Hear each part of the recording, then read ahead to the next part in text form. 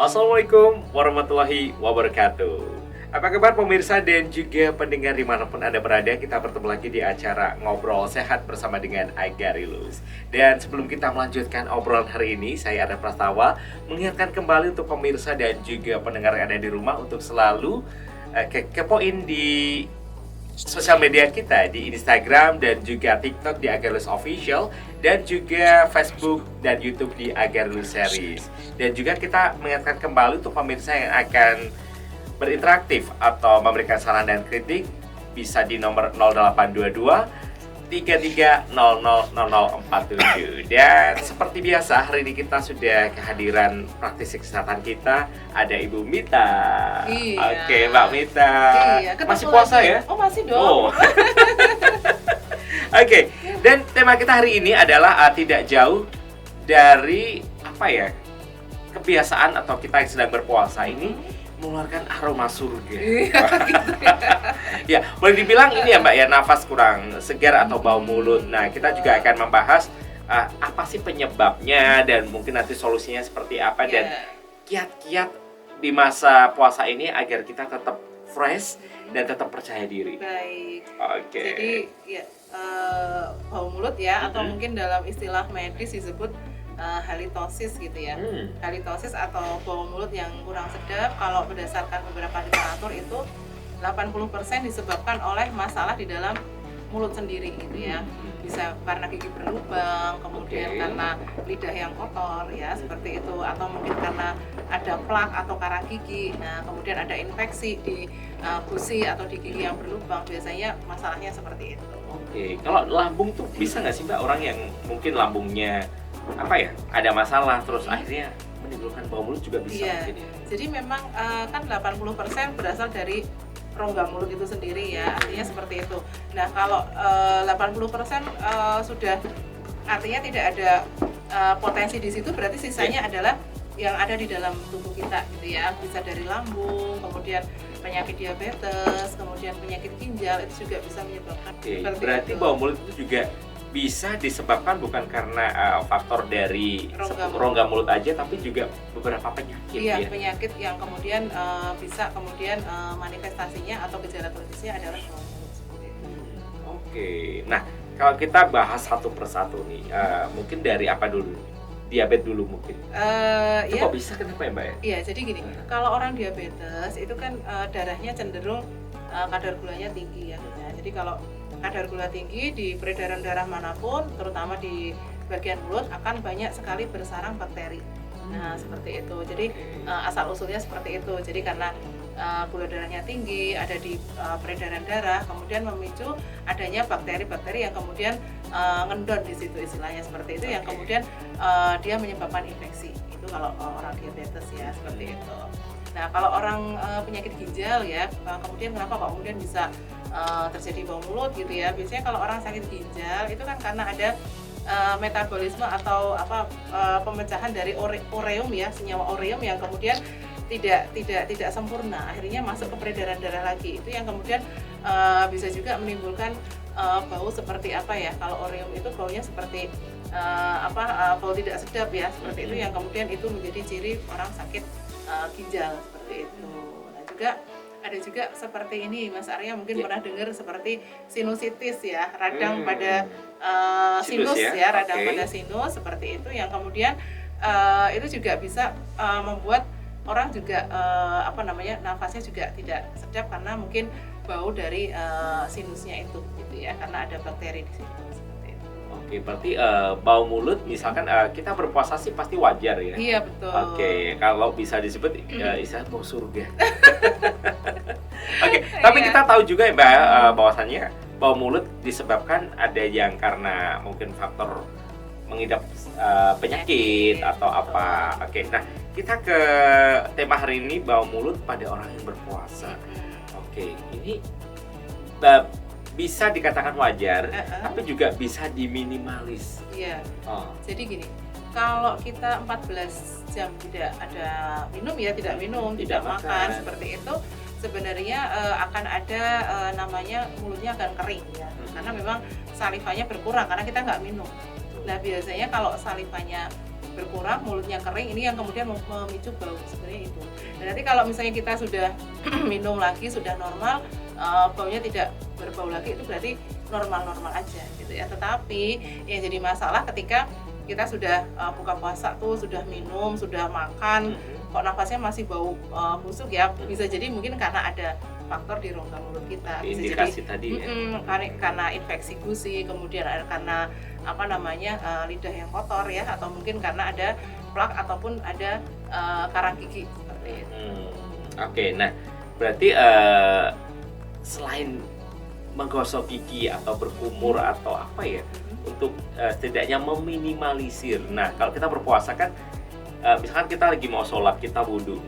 Nah, airnya itu juga mungkin bisa di saat kita mengambil air wudhu buat kumur ya. Itu juga salah satunya bisa mengurangi mungkin ya.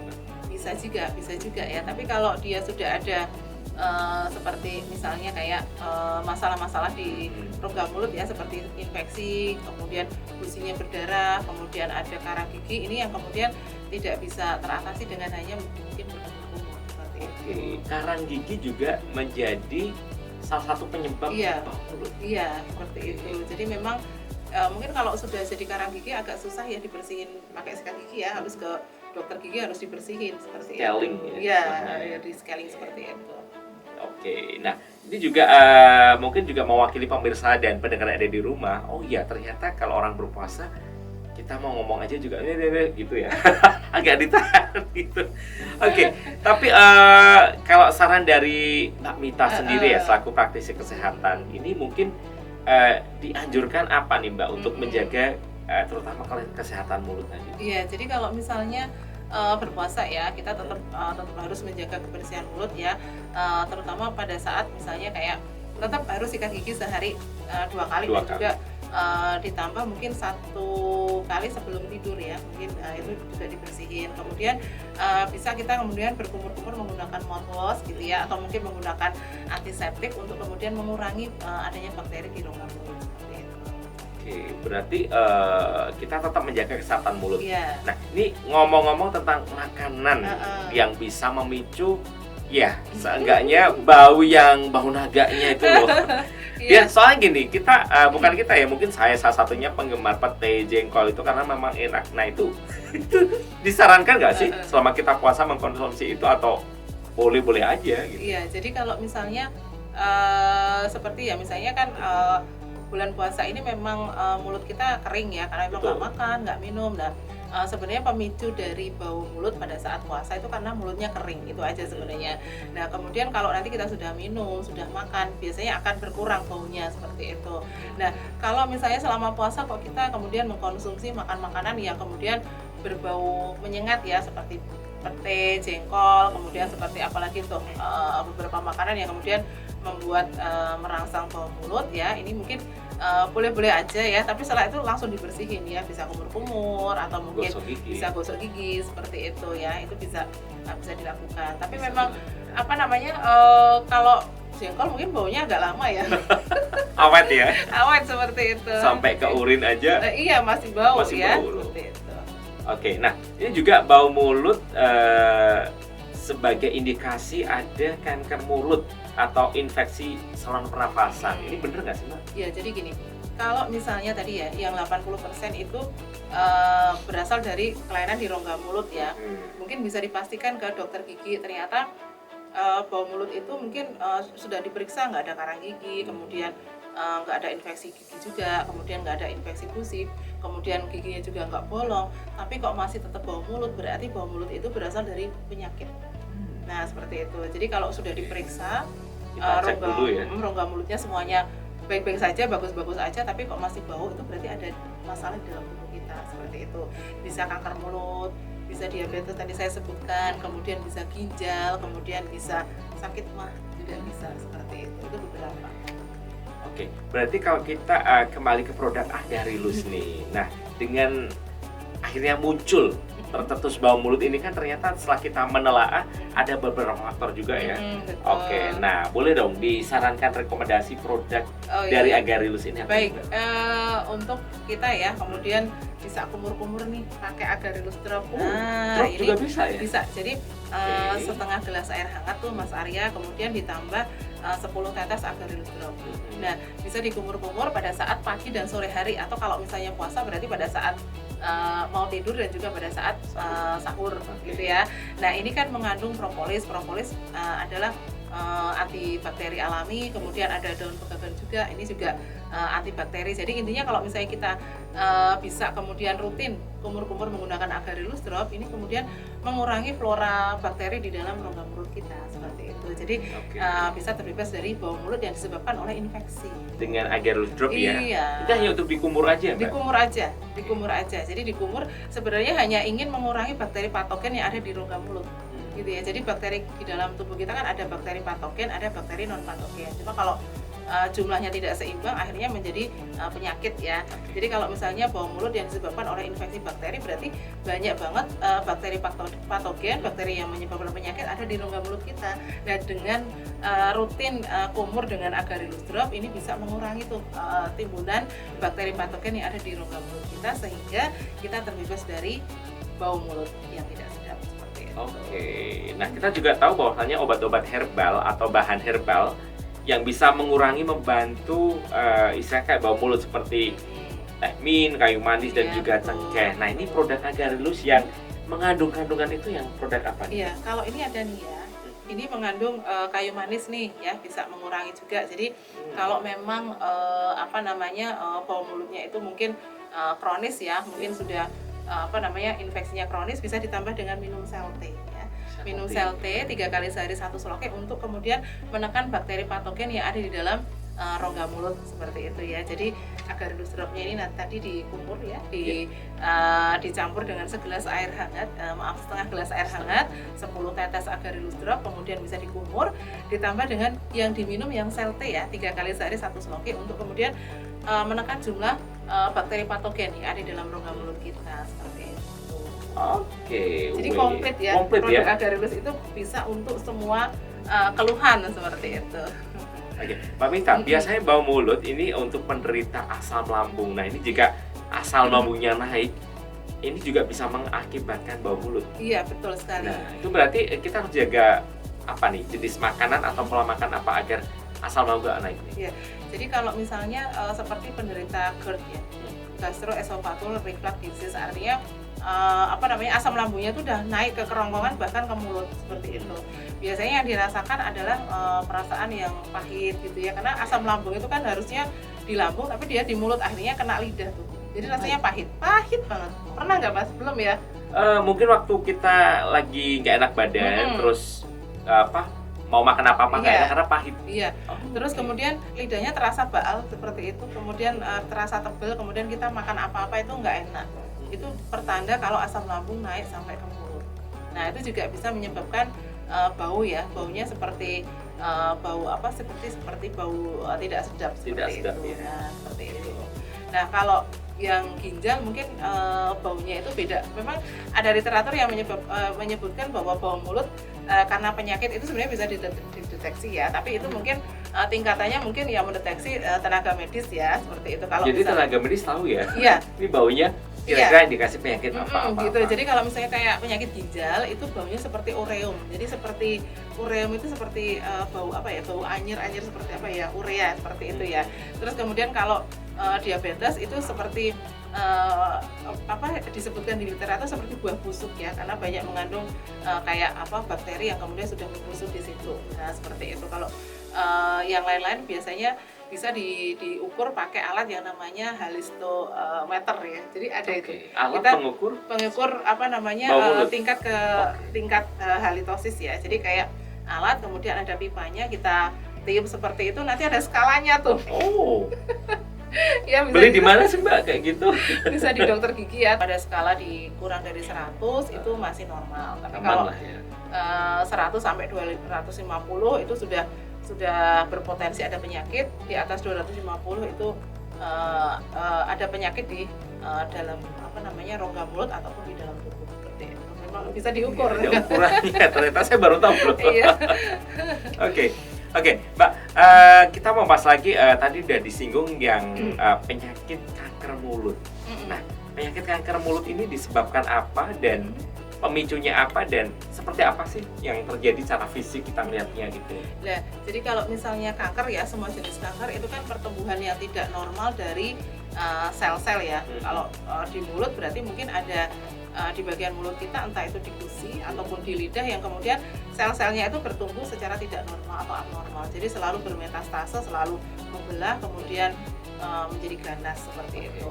Nah, pemicunya banyak hal. Kalau kanker biasanya adalah pemicunya radikal bebas ya, yang masuk dalam tubuh kita. Radikal bebas itu banyak, misalnya kayak paparan sinar matahari, kemudian paparan polusi ya, kemudian makan makanan yang dibakar yang kemudian hitam gitu, walaupun bulu ada arangnya itu merupakan karsinogenik yang kemudian memicu timbulnya kanker seperti itu.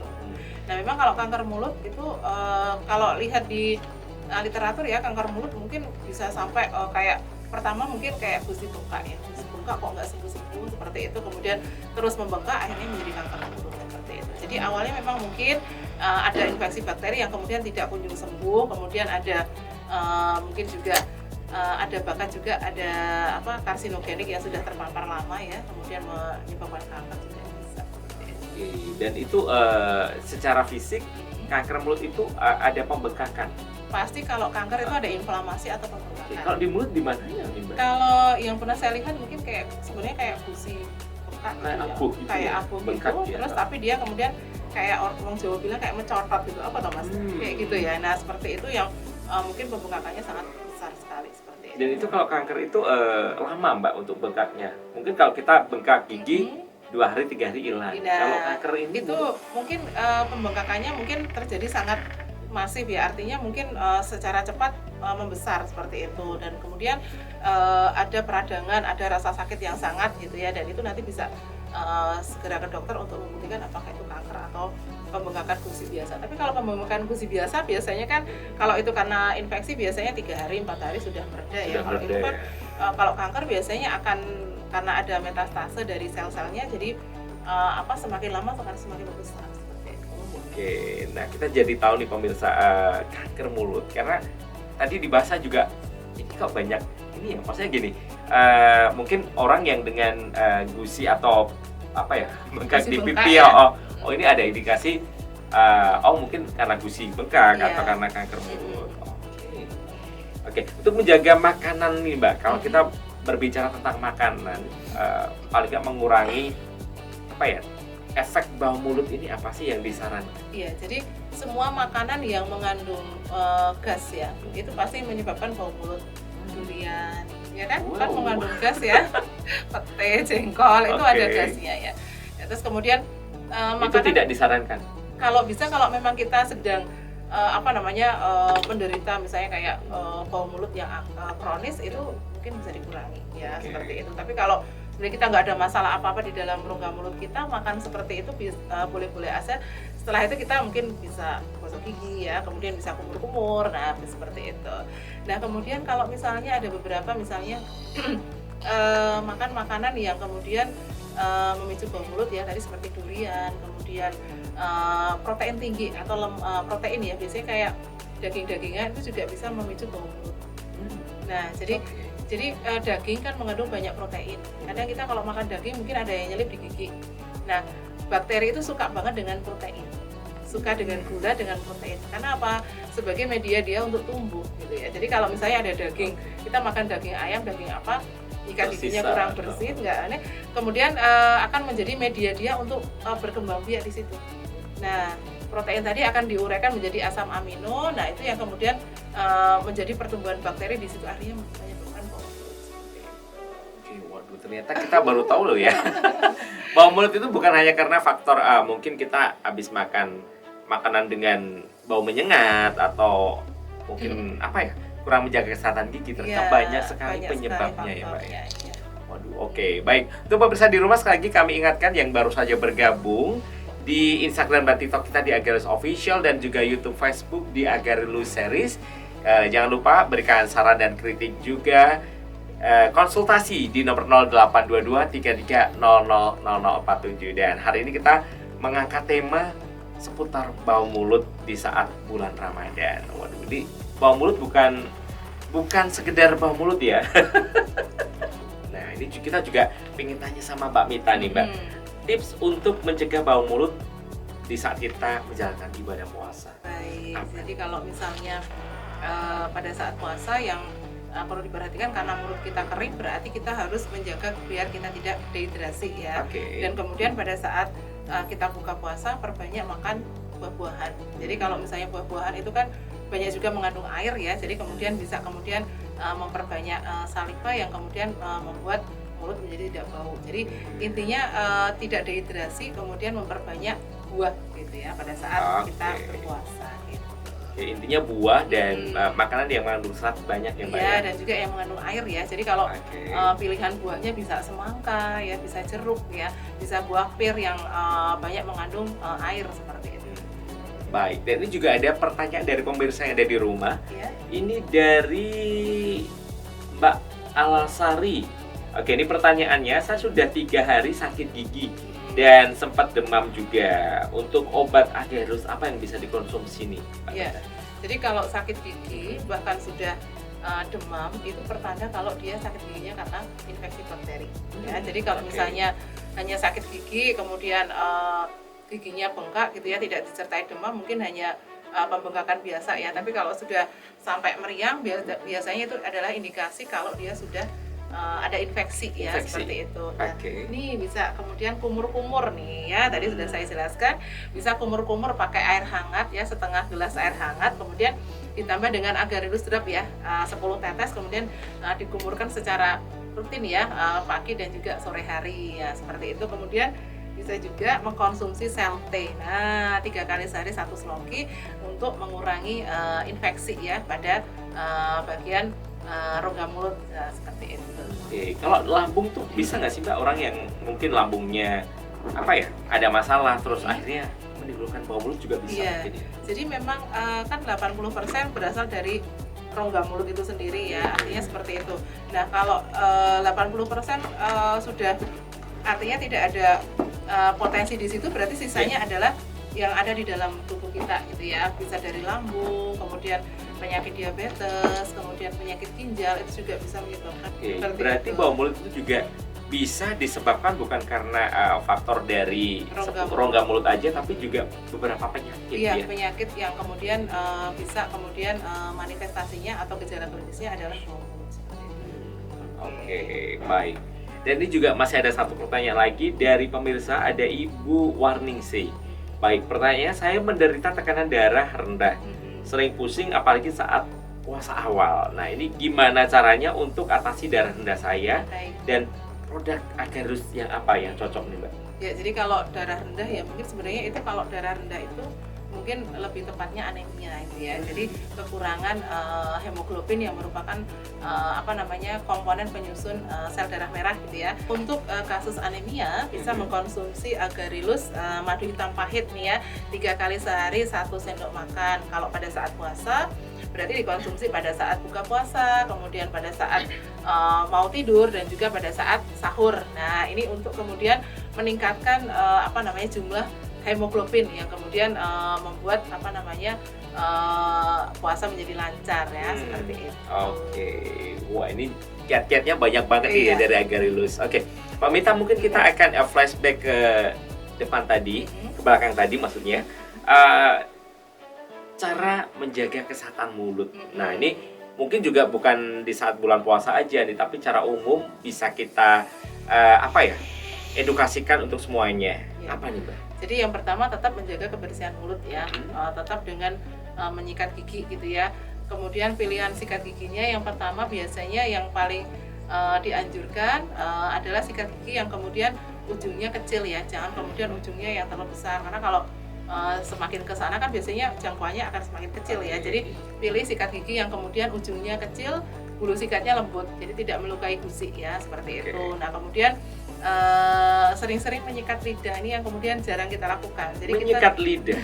jadi yang, Gimana tuh? ya, jadi kadang kita hanya kemudian fokus pada menyikat gigi gitu ya, tapi jarang membersihkan lidah. Jadi kita bisa kemudian menyikat lidah kita, kemudian kita kumur-kumur.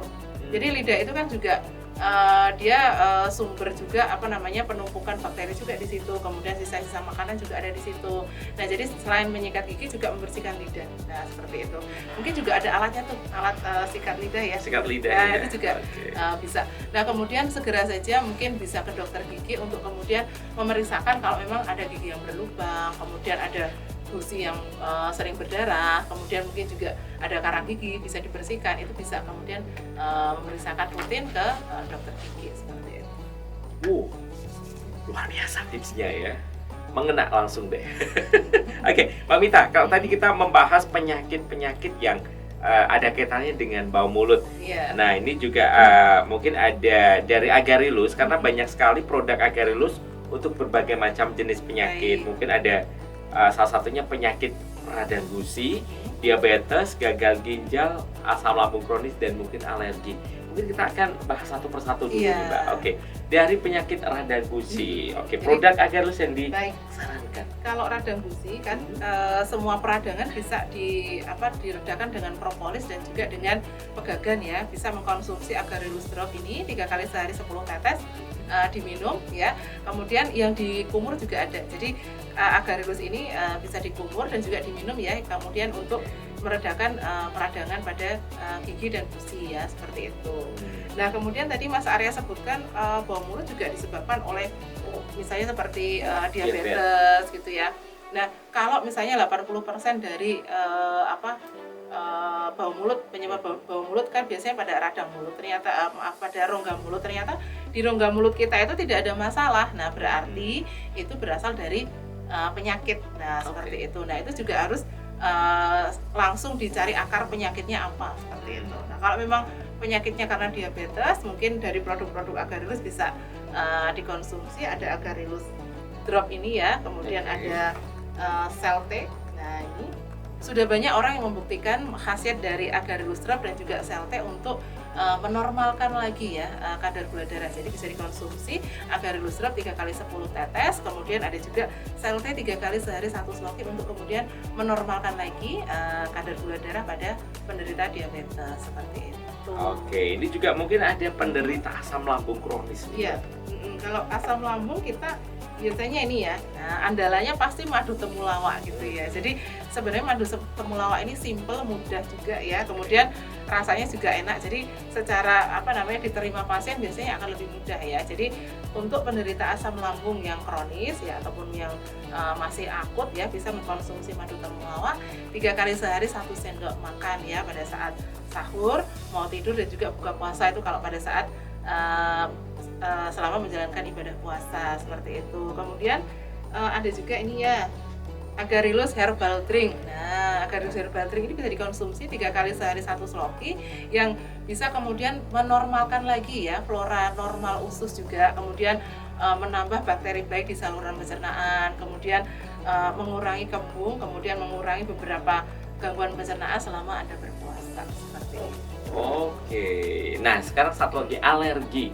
Ya. Banyak tuh alergi makanan, jadi, alergi tadi debu. saya sampaikan kayak seperti misalnya sinusitis ya. Sinusitis itu juga merupakan peradangan pada sinus, dan itu pemicunya adalah alergi. Nah, biasanya kalau orang yang terkena sinusitis, kalau ada paparan alergen berupa misalnya kayak debu, kemudian ada asap, itu biasanya sinusitisnya kan kambuh ya, seperti itu. Nah, itu bisa diredakan dengan Agarilus drop. Nah, ini oke. Ya, semua peradangan biasanya akan kita bantu dengan manfaat dari Agarilus drop yang mengandung propolis, kemudian mengandung pegagan, dan juga mengandung tripang ya ataupun kolagen. Ya, kita ambil manfaatnya dari propolis dan juga dari pegagannya untuk meredakan peradangan ya pada kasus sinusitis dengan paparan alergen, seperti itu. Pembahasan ke penyakit ginjal atau penderita ginjal ini kira-kira produk Agarilus yang mana nih, Mbak? Jadi tadi disebutkan juga bau mulut juga bisa merupakan gejala gitu ya, atau mungkin manifestasi klinis dari penyakit gagal ginjal seperti itu. Oke. Nah, produk Agarelus untuk kesehatan ginjal bisa mengkonsumsi Proren. Proren. Proren ya, 3 kali 1 kapsul ya, bisa dikonsumsi kalau pada saat puasa, berarti pada saat buka puasa, mau tidur, dan juga pada saat sahur gitu ya. Kalau kondisi tidak puasa mungkin pagi, siang, sore ya, 1 kapsul. Kemudian ditambah dengan ini ya, Agarelus Drop untuk mengurangi peradangan pada ginjal. Jadi 2 produk ini yang bisa digunakan untuk penyakit ginjal seperti itu. Jadi harapannya sih kalau memang bau mulutnya itu berasal dari sakit ginjal, ketika ginjalnya sudah sehat lagi, bau mulutnya juga sudah hilang seperti itu. Oke, berarti banyak indikasi bau mulut yang disebabkan ini berbagai macam variannya ya Mbak ya? Betul sekali. Oke, wih. Hari ini kita banyak pengetahuan yang mungkin kita hanya tahu bahwa mulut orang berpuasa mungkin karena nggak makan, nggak Iya, minum, betul. ternyata banyak sekali penyebab salah satunya beberapa penyakit tadi yang Betul. menyertai. Dan biasanya kalau misalnya infeksi pada mulut yang kemudian dibiarkan saja gitu ya, bakterinya itu bisa menyebar ke organ lain, ke paru-paru, Bisa? jadi radang paru bisa, ke jantung gitu ya. Jadi intinya jangan disepelekan karena hanya infeksi gigi gitu ya. Jadi misalnya giginya berlubang, kemudian ada bakterinya di situ, segera kemudian disembuhkan. Karena apa? Karena kalau tidak, bakteri itu bisa menyebar ke pembuluh darah. Nah, pembuluh darah kan bisa nyangkut ke organ ginjal, ke organ jantung, ke organ paru-paru, ini yang kemudian menyebabkan ada tiba-tiba kok menderita radang paru padahal juga tidak merokok misalnya seperti itu ya. Nah, itu bisa juga karena kaitannya dengan infeksi pada gigi.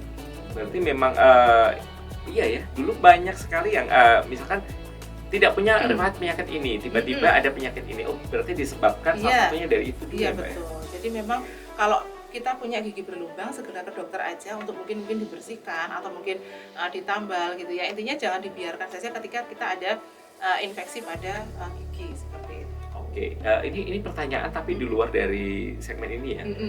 Ada teman saya, keluarganya itu meninggal disebabkan oleh, kalau kita bilang cuma sakit gigi. Nah, gitu loh. cuman ya.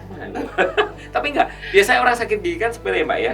Kita kasih obat pereda sakit Pereda gigi sakit udah. sudah. Nah, ini sampai menyebabkan kematian ini apa mungkin karena murni sakit gigi atau mungkin ada indikasi seperti tadi? Iya, ada indikasi mungkin kalau di medis disebut bakterimia ya. Bakterimia itu bakteri yang ada di gigi itu kemudian menyebar ke peredaran darah, kemudian menyerang pada organ gitu ya. Oke, bisa organ getah bening ya, bisa organ paru-paru. Apa yang dia lemah biasanya akan terserang gitu ya. Mungkin pada saat itu paru-parunya sedang lemah, kemudian ada bakteri yang nyangkut di situ, terjadilah radang paru-paru seperti itu. Nah, jadi memang awalnya dari sakit gigi seperti itu. Gitu ya. Jadi jangan sepelekan ketika kita mungkin ada gigi yang kemudian sakit atau mungkin yang bolong. Nah, silahkan segera ke dokter gigi untuk mendapatkan treatmentnya sampai betul-betul sembuh seperti itu. Dan juga jangan lupa bisa juga solusinya dari Agarelus ya tadi ya, bisa rutin kumur-kumur nih pakai Agarelus Drop. Nah, 3 kali sehari, kemudian bisa dicampur dengan segelas air hangat, kemudian dikumur-kumur, bisa untuk mengurangi peradangan dan juga mengurangi bakteri penyebab bau mulut di rongga mulut seperti itu. Oke, berarti produk dari Agarelus ini adalah solusi dari seluruh solusi Iya. untuk Anda yang mungkin mengalami berbagai macam penyakit, salah satunya indikasi bau mulut tadi. Iya, betul. Oke, baik. Terima kasih Mbak Mita di Sama-sama. episode spesial Ramadan ini. Waduh, kita membahas bau surga ini ternyata banyak sekali ya. Iya, betul sekali. Oke, dan kami ingatkan sekali lagi untuk pemirsa yang ada di rumah dan dimanapun Anda berada untuk selalu mengikuti sosial media kita di Instagram dan TikTok di Agarelus Official, kemudian di YouTube, Facebook di Agarelus Official. Dan untuk Anda yang ingin berkonsultasi, memberikan saran dan kritik, bisa menghubungi nomor telepon di 0822 33000047. Dan jangan lupa selalu beli produk Agarelus di agen resmi untuk menghindari dari barang tiruan yang mungkin beredar saat ini. Baik, oke. Mbak Mita, Ya. terima kasih banget. Sama-sama. Selamat menjalankan ibadah puasa. Iya, lancar selalu. Lancar selalu, dan juga pemirsa yang ada di rumah tetap menjaga kesehatan untuk kita semuanya. Saya Arya Prastawa dan Saya Mita Aninjaya. oke, undur diri. Terima kasih. Wassalamualaikum warahmatullahi wabarakatuh. Bye bye.